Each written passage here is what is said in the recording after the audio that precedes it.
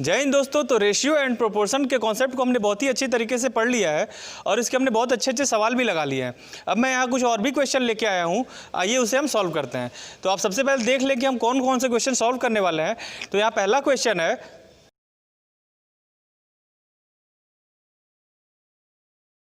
ठीक है। तो इस तरह के क्वेश्चन जो है अक्सर एग्जाम में पूछे जाते हैं, जिसमें कुछ सिक्के या फिर कुछ नोट्स से रिलेटेड क्वेश्चन होते हैं, उनका रेशियो दिया रहता है और उससे रिलेटेड क्वेश्चन आपसे पूछे जाते हैं।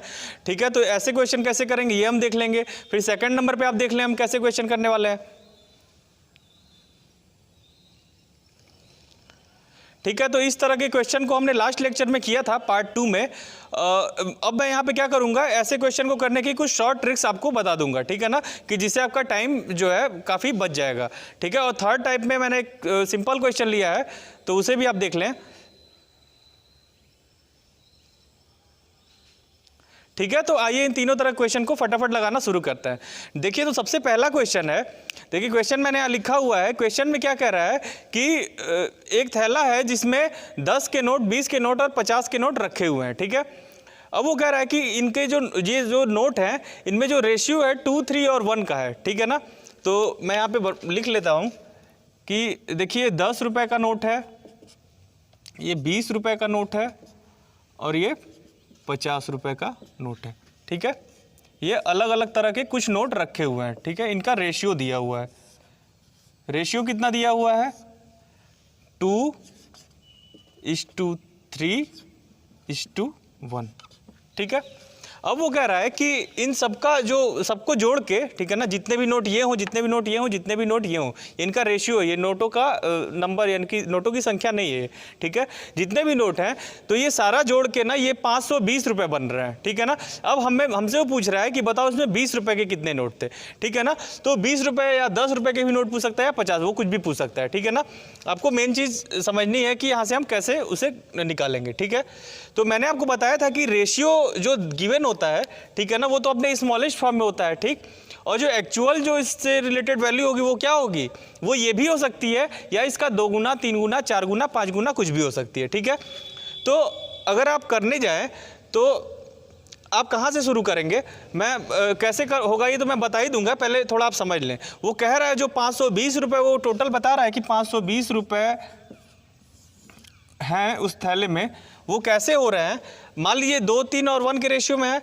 मान लिया मैंने इसके जो है इतने ही इतने नोट हैं, ये अपने एक एक गुने में, यानी कि 10 के 2 नोट हैं, 20 के 3 नोट हैं और 50 का 1 नोट है। ठीक है ना, अब ये नोटों की संख्या है। ठीक है ना, मतलब इतने रुपए नहीं, इतने नोट हैं। तो 10 के जब इतने नोट होंगे तो ये कितना हो जाएगा, ये 10 के 2 नोट होंगे तो ये हो जाएगा 20 रुपये। 20 के 3 नोट हैं तो 20 के 3 नोट होंगे तो 20 तियां 60 रुपये हो जाएगा। ये कितना हो जाएगा, 60 रुपये। और ये एक नोट है कितने का, 50 का, तो यानी कि वो हो जाएगा 50 रुपये। ठीक है ना, अब आप इनको जोड़ें, कितना हो रहा है, 20 में आप 60 जोड़ें तो हो जाएगा 80 और 80 में आप 50 जोड़ें तो हो जाएगा 130। यानी कि ये कह रहा है कि इस तरीके से वो 520 रुपये बन रहा है। तो ठीक है ना, हमारा नोट तो 2, 3 और 1 थे नहीं, वो वही हमसे पूछ रहा था कि कितने कितने नोट हैं, कि जो 520 रुपये बन जाए। ठीक है, तो अब देखिए ऐसे क्वेश्चन को देखिए, आपको यहाँ समझ में आ रहा होगा ना कि अगर हमने एक एक नोटिस मतलब इतने एक एक गुने में ले लिया था तो 130 रुपये हो रहे थे। ठीक है ना, अब देखिए इसका ये कितना गुना है, ये 4 गुना है ना। देखिए 13 चौका 52 होता है, यानी कि 4 गुना, यानी कि आप समझ जाएंगे कि इनके 4 गुने में नोट है। ठीक है ना, लेकिन हम लोग ऐसे नहीं करेंगे। ठीक, जो इसका ट्रेडिशनल मेथड होता है वो क्या होता है, ये तो हम समझ रहे थे। ठीक, कि अभी एक एक नोट होंगे तो कितना होगा, अगर इसके मतलब एक एक गुने में नोट होंगे तो अगर इसको डबल में कर दे, ठीक है ना, 2, 3, 1 के रेशियो में है तो यहाँ पे नोट कितने हो सकते हैं, 2 दूना 4 नोट, 3 दूना 6 नोट और 1 दूना 2 नोट, इतने भी हो सकते हैं। तब कुछ और अमाउंट निकल के आएगा। इनके 10 गुने में भी हो सकते थे, ये भी हो सकता है कि यहाँ पे 20 नोट हों। ठीक, ये अपने 10 गुने में 30 नोट हो जाएगा। ठीक, और ये अपने 10 गुने में एकदम में 10 नोट हो जाएगा।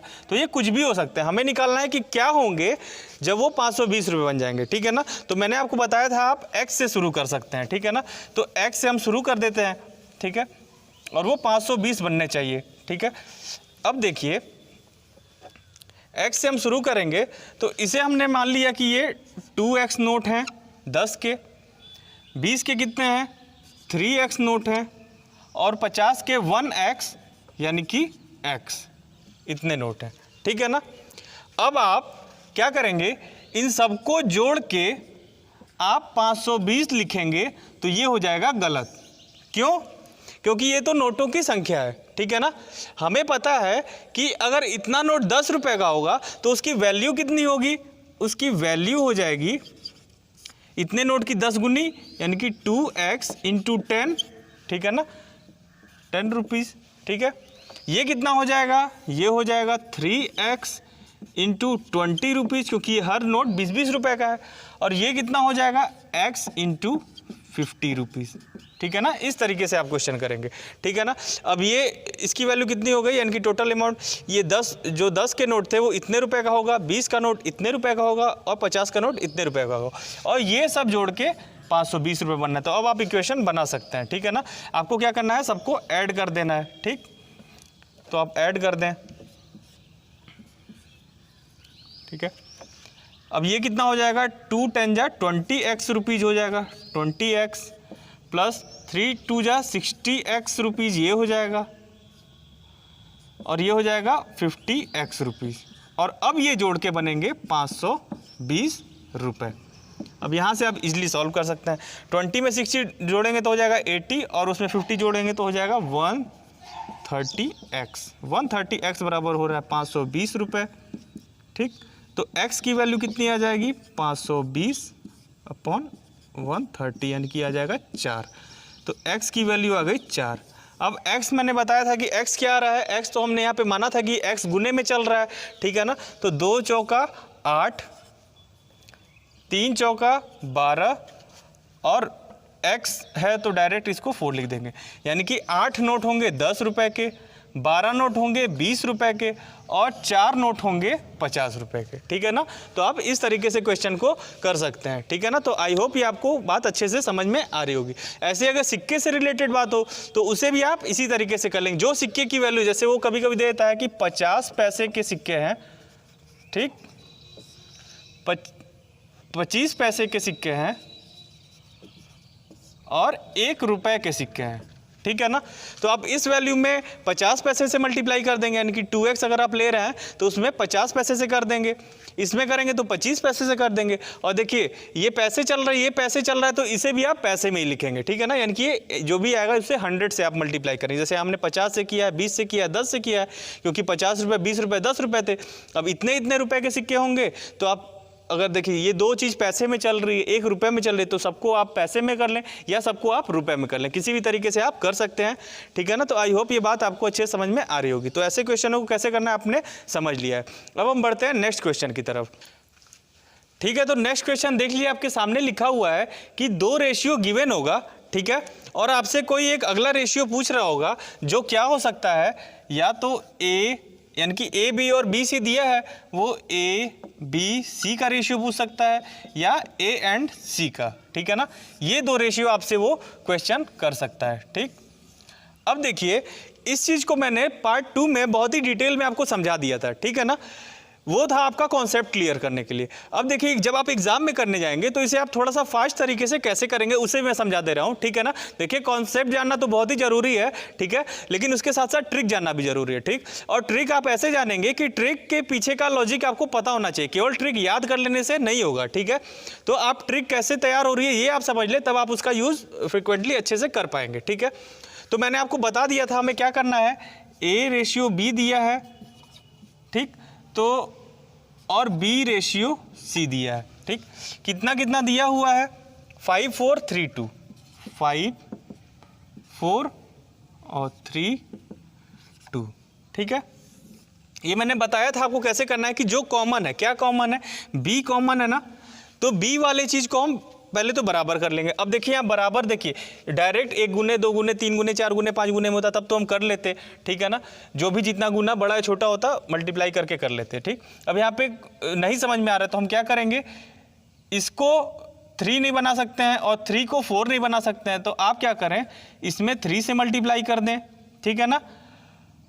अब देखिए और इसमें 4 से मल्टीप्लाई कर दें, ठीक है। अब ये दोनों कितना हो गया, 12 12 हो गया, 4 3 12, 3 4 12। अब ये दोनों बराबर हो चुके हैं, कॉमन वाली चीज़ें। लेकिन आप मैंने क्या बताया था कि देखिए ये एक्चुअल में रेशियो कितना था, 5 और 4 का था। अब हमने क्या किया, 4 वाले को 3 गुना बढ़ा दिया। और आपको रेशियो पता है, रेशियो को हम अपने मन से तो चेंज कर नहीं सकते हैं, उसका प्रोपोर्शन बना सकते हैं, ठीक है ना। तो ये 3 गुना बढ़ गया है, तो इसे भी अगर हम 3 गुना बढ़ा दें, ठीक है ना, तब अब ये क्या हो गया, ये जो 5 4 था अभी भी ये 5 4 ही रहेगा, ठीक है ना, क्योंकि अभी ये बन गया है 15 और ये बन गया है 12। इसे आप काटेंगे 5 3 से, तो 3 5 जा 15 और 3 4 जा, अभी भी ये 5 4 ही है, यानी कि इसका प्रोपोर्शन एक हो गया है ये, ठीक है ना। तो यहाँ पे कोई हमने चेंज नहीं किया। अब देखिए नीचे वाले में आपने 4 से मल्टीप्लाई किया था, एक्चुअल रेशियो था 3 2 का, ठीक। अब इधर आपने 4 से मल्टीप्लाई किया, तो इधर भी आप 4 से मल्टीप्लाई कर लें, तो 3 और 2 का ये एक प्रोपोर्शन बन जाएगा, जो क्या होगा 3 4 जा 12 और 2 4 जा 8, ठीक है ना, कोई चेंजिंग नहीं हुई। अब देखिए ये हमारा दोनों चीज़ कॉमन आ चुका है, ठीक है ना, ये कॉमन आ चुका है। अब हम डायरेक्ट इसे उतार देंगे, तो ये कितना हो जाएगा, 5 3 जा 15, ठीक, 4 3 जा 12 और 2 4 जा 8, यानी कि 15 12 और 8 के रेशियो में, ठीक है ना। तो यहाँ से आप ए बी सी निकाल लें। अब आपसे ये क्या निकल गया, ए बी सी, ठीक है। अब इसकी ट्रिक क्या है ये भी मैं बता दे रहा हूँ, ठीक है ना। अब यहाँ से ए और सी अगर पता करना हो तो आप डायरेक्ट ए उठा लें 15 और सी उठा लें 8, तो ए एंड सी कितना हो जाएगा, 15:8, ठीक है। अब देखिए आपको, देखिए इसका मैंने एक छोटा सा ट्रिक तैयार किया है, ठीक है। उसे आप कैसे देखिए आपको समझना है कि जो नीचे वाली वैल्यू है ना, इसका इन दोनों में मल्टीप्लाई हो रहा है, ठीक है, और जो ऊपर वाली वैल्यू है उसका इन दोनों में मल्टीप्लाई हो रहा है, ठीक है ना। आपको क्या करना है, देखिए अब मैं इसे यहाँ पे लिख दे रहा हूँ, ठीक। ए बी कितना था, 5 और 4 और ये था 3 और 2, ठीक। अब देखिए आपको पता है कि इस आपको देखिए क्या करना है ना, मैं सीधे आपको डायरेक्ट बताता हूँ।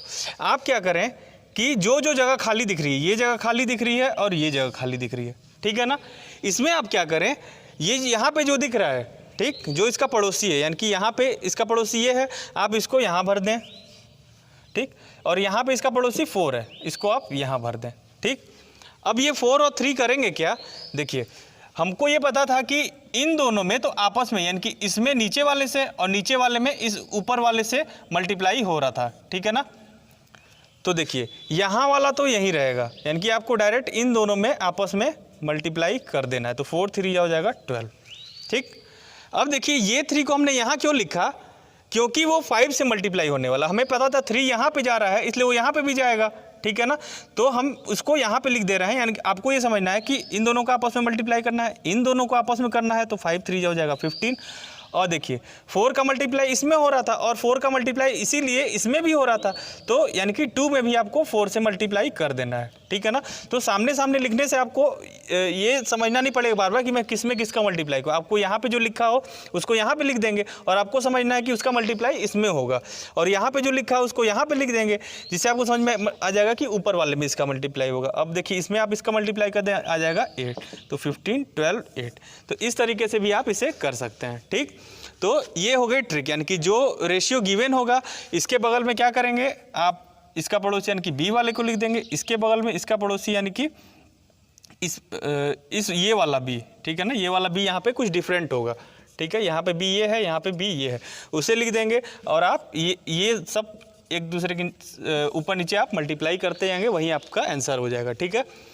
अब देखिए अब हम बढ़ते हैं आगे, जहाँ पे ए बी भी दिया हो, बी सी भी दिया हो और सी डी भी दिया हो, और आपसे पूछे क्या ए बी सी डी दिया रहेगा या 4 और तरह के दिए होंगे रेशियो, उन्हें आपको फाइंड आउट करना होगा। उसे कैसे करेंगे, उसे भी हम इस ट्रिक के हेल्प से ही कर लेंगे, और बाकी मैंने आपको लॉजिक बताया हुआ है, ठीक है। मैं लिखता हूँ क्वेश्चन, ठीक है दोस्तों। तो क्वेश्चन मैंने आपके सामने लिख दिया है। देखिए अब क्या होगा ना कि 3 तरीके के रेशियो गिवन होंगे, A B C C D, ठीक है ना। और आपसे क्वेश्चन क्या करेगा कि आप ए बी सी डी का रेशियो बताओ, चारों का रिलेशन बताओ, या ए से सी यानी कि ए सी का बताओ, या बी से डी बी डी का बताओ, या सी या ए से लेके डी, ठीक है ना। ए सी तो हो गया है, ये ए डी है, ठीक है ना, या ए से लेके डी तक बताओ, ठीक है। अब देखिए ये जो तीनों तरह का रिलेशन है ये तो मैंने आपको बताया था कि ए सी अगर हमें निकालना हो, पार्ट 2 में आप वहाँ से भी देख सकते हैं उसका। देखिए ये जो भी ये दोनों क्वेश्चन है मैंने एकदम अच्छे तरीके से पार्ट 2 में इसका कॉन्सेप्ट क्लियर करा दिया। हम यहाँ बस शॉर्ट ट्रिक्स सीख रहे हैं, ठीक है ना। तो इसकी शॉर्ट ट्रिक क्या थी, अगर आपको ए सी निकालना हो तो आपको ए और सी यहाँ से मिल जाएगा, यानी कि इसको और इसको अगर आप ले लें तो बी और बी कट जाएगा और ए सी निकल जाएगा। तो आप ए सी निकालने के लिए क्या करेंगे, ए अपॉन बी कर दें, ठीक, और b अपॉन सी कर दें, इनटू में b अपॉन सी कर दें, तो b से b कट जाएगा और a और c का रेशियो निकल आएगा, ठीक। bd निकालना हो तो bd कहाँ पे, b यहाँ पे, d यहाँ पे, तो इस रेशियो को और इस रेशियो को लेना पड़ेगा जिसमें c कॉमन है, तो आप b अपॉन सी इंटू सी अपॉन डी कर देंगे, तो c से c कट जाएगा, bd का रेशियो आ जाएगा इक्वल टू आ जाएगा a अपॉन सी का रेशियो जो हमें निकालना था, यहाँ से आ जाएगा b अपॉन डी का रेशियो, और इससे a और d निकालना है तो a यहाँ पे है, d यहाँ पे है, ठीक। अब देखिए इसको AB और CD को लेना पड़ेगा और इसमें कुछ नहीं कॉमन है, यहाँ AB है यहाँ CD है, तो कॉमन कहाँ से क्रिएट करेंगे, देखिए AB का B कॉमन यहाँ पे है और CD का C कॉमन यहाँ पे है, यानी कि इसको भी अगर साथ में ले लें तब निकल आएगा। तो उसे क्या करते हैं, A अपॉन B ये वाला into B upon C into C upon D करेंगे तो आ जाएगा हमारे, देखिए बी से बी कट जाएगा, सी से सी कट जाएगा, बचेगा ए अपॉन डी। तो ये तीनों तो आप आसानी से निकाल सकते हैं। मामला कहाँ फंसता है, ए बी सी डी जब चारों निकालना होता है तो मैंने आपको बता दिया था कि कैसे निकालना है। अब मैं यहाँ पे डिटेल में भी कर दूंगा और शॉर्ट ट्रिक भी बता दूंगा। अभी जो हमने जस्ट इसके पहले शॉर्ट ट्रिक सीखी थी वही शॉर्ट ट्रिक इसमें भी काम करेगी, लेकिन उसके पहले मैं आपको इसका लॉन्ग तरीका बता दे रहा हूँ। तो हमने क्या सीखा था, मैं थोड़ा बड़ा लिख रहा हूँ, 2 और 3 का रेशियो है ये, ठीक, 4 और 5 का रेशियो है ये BC और 6 7 ये है, ठीक है। अब हमने क्या सीखा था कि जो कॉमन है ना, अब देखिए ये है B ये भी है B, ठीक है ना, ये दोनों कॉमन है, इसको पहले आप बराबर करेंगे। तो आप इसको बराबर करने के लिए क्या करेंगे, इसमें इंटू 4 करेंगे और इसमें इंटू 3 करेंगे, ठीक। अब आपने इसमें इंटू 4 किया तो इसमें भी इंटू 4 ही करना पड़ेगा और इसमें इंटू 3 किया तो इसमें भी इंटू 3 करना पड़ेगा, ठीक है। अभी बस ये दोनों बराबर हुए हैं, ठीक। अब यहाँ से आपको इसको बराबर करना है, तो यहाँ पे C और C कॉमन है, मतलब ये वाला पोर्शन हमारा C का है, ठीक, ये C का पोर्शन है और ये 6 वाला पोर्शन भी हमारा C का ही है, ठीक है ना। अब इसे हमें बराबर करना है, ये कितना दिख रहा है 15, 5 3 जा 15, ठीक है, और यहाँ पे है 6, ठीक है। आप देखिए, अब देखिए इसे भी आप बराबर नहीं कर सकते हैं, तो आप क्या करेंगे कि हम देखिए यहाँ पे क्या कर रहे थे कि जो इन दोनों को आपस में कर दे रहे थे, ऊपर वाले को नीचे और नीचे वाले को ऊपर मल्टीप्लाई कर दे, तो इसमें भी आप यही करेंगे, नीचे वाले को ऊपर कर दें, ठीक है ना, तो ऊपर हमने कर दिया इंटू 6 एक्स्ट्रा, ठीक है। और ऊपर वाले से नीचे कर दें तो ऊपर हमारे पास पहले हमारे पास इतना था 5 इंटू 3 था, ठीक है ना, उतना ही से हमको 6 बराबर करना है, तो आप इंटू 5 इंटू 3 कर दें, ठीक है, ठीक। 5 इंटू 3 अवेलेबल था, उसी तभी हम 6 को बराबर कर रहे थे। तो ये कैसे बराबर होगा, जब 6 में 5 इंटू 3 से मल्टीप्लाई हो जाएगा और 5 इंटू 3 में 6 से मल्टीप्लाई होगा तो दोनों चीज़ें बराबर हो जाएंगी। देखिए 5 इंटू 3 इंटू 6 है, ये भी 5 इंटू 3 इंटू 6 है, ठीक। अब देखिए यहाँ पे आपने 5 इंटू 3 से मल्टीप्लाई किया तो यहाँ भी आप किससे करेंगे, इंटू 5 इंटू 3 से करेंगे, ठीक है ना। अभी मैं समझाने के लिए बता रहा हूँ, ये मल्टीप्लाई हमें यहाँ पर करना है, ठीक है। अब देखिए, अब लेकिन मामला बदल गया है। कहाँ पे बदला है, देखिए जब हमने इसके साथ इस वाले के साथ इसको बराबर किया था तो हमने यहाँ 4 से मल्टीप्लाई किया था और इसको बराबर करने के लिए इस वाले 3 से यहाँ किया था, तो इस वाले 3 से यहाँ किया था। अब देखिए बराबर कहाँ तक था, यहाँ तक ये और ये बराबर थे, लेकिन अब ये वैल्यू बदल गई है। जब हमने इसको नीचे वाले के साथ किया तो एक एक्स्ट्रा 6 यहाँ पे आ गया है, ठीक।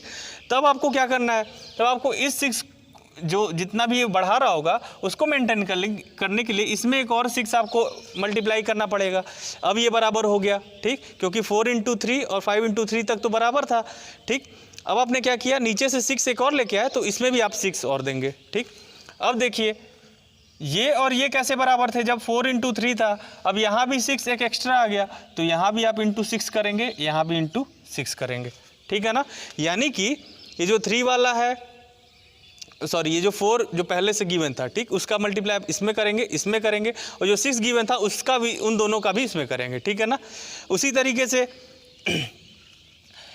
देखिए इसमें किससे मल्टीप्लाई, देखिए 4 में आपने किससे मल्टीप्लाई किया, 3 से किया, ठीक है ना, और इधर भी किया, और नीचे वाले 6 से भी आपने इन दोनों में कर दिया, ठीक है। उसी तरीके से इस 7 में आपने किससे मल्टीप्लाई किया, 7 में आपने मल्टीप्लाई किया 5 से मल्टीप्लाई किया सबसे पहले, क्योंकि 5 यहाँ पे था, और 3 से मल्टीप्लाई किया क्योंकि 3 यहाँ से जंप होकर यहाँ आया था और इसमें मल्टीप्लाई हुआ था, इसलिए आपको इसमें भी करना पड़ा।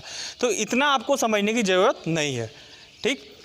अब देखिए अल्टीमेटली आंसर क्या आएगा, ये हमारा A बनेगा, ये हमारा B बनेगा, ये दोनों एक ही चीज़ है, 3 × 4 × 6, 3 × 4 × 6, ये हमारा C बनेगा और ये हमारा D बनेगा। अब ज़रा मल्टीप्लाई करें, कितना हो जाएगा, 2 4 जा 8, 8 6 जा 48, ये बनेगा, ठीक।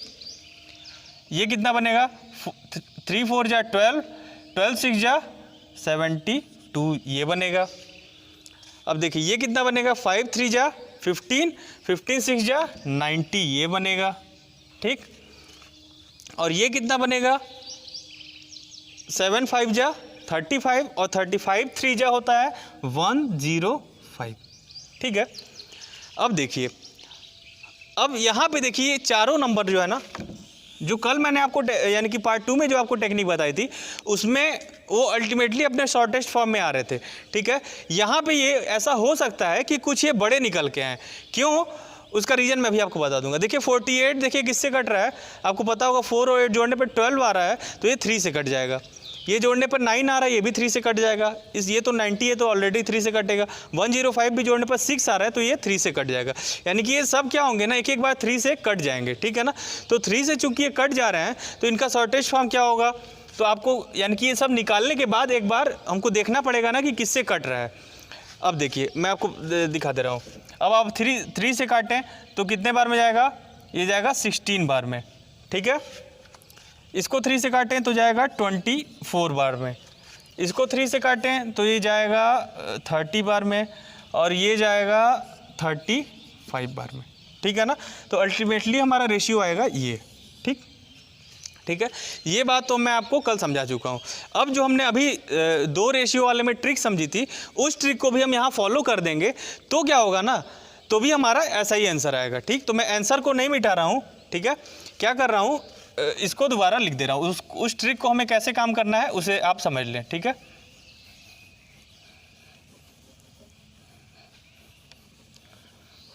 ठीक है, तो हम जो गिवन रेशियो है वो लिख लेते हैं, 2 3 4 5 और 6 7, 2 3 4 5 और 6 और 7, ठीक है। अभी हमने क्या सीखा था कि आप क्या करेंगे, जो जगह खाली होगी, अब यहाँ पे देख लें जगह कौन कौन सी खाली है। एक ये जगह खाली है, एक ये जगह खाली है, ठीक है। फिर एक ये जगह खाली है, और एक ये जगह खाली है, ये भी खाली है, और ये भी खाली है, ठीक है ना। अब जो हमने अभी सीखा था वही चीज़ यहाँ पे हम कैसे उसको नए तरीके से लिख लेंगे। देखिए हमने क्या समझा था कि इसके जो खाली जगह उनके बगल में उनके पड़ोसियों को भरना है, यानी कि 3 यहाँ पे आएगा, ठीक है ना। यहाँ पे क्या आएगा, इसका पड़ोसी ये है तो यहाँ भी 3 ही आ जाएगा, इसका पड़ोसी 5 है तो यहाँ 5 आ जाएगा, यहाँ क्या आ जाएगा, इसका पड़ोसी 4 है तो ये 4 आ जाएगा, ठीक है ना। अब देखिए यहाँ पे क्या आएगा, 6 आएगा, यहाँ पे क्या आएगा, 6 आएगा, ठीक है। अगर आप थोड़ा सा अपना दिमाग लगाएं तो समझ लेंगे। अभी लास्ट क्वेश्चन में हमने क्या किया था, इस 4 का इसमें मल्टीप्लाई किया था और इसमें भी किया था, ठीक है ना। तो इसीलिए हमने इसको यहाँ पे लिख लिया है, और 6 का हमने लास्ट में इसमें किया था और इसमें किया था, ठीक है ना। इसीलिए हमको इसमें भी करना पड़ा था, तो देखिए इसके नीचे 6 आ चुका है, ठीक है ना। अब हमें क्या करना है, ये हमारी एक एक कॉलम जो है ये मल्टीप्लाई होके आंसर बनते जाएगा, और उसे हम यहाँ लिख देंगे, ठीक है।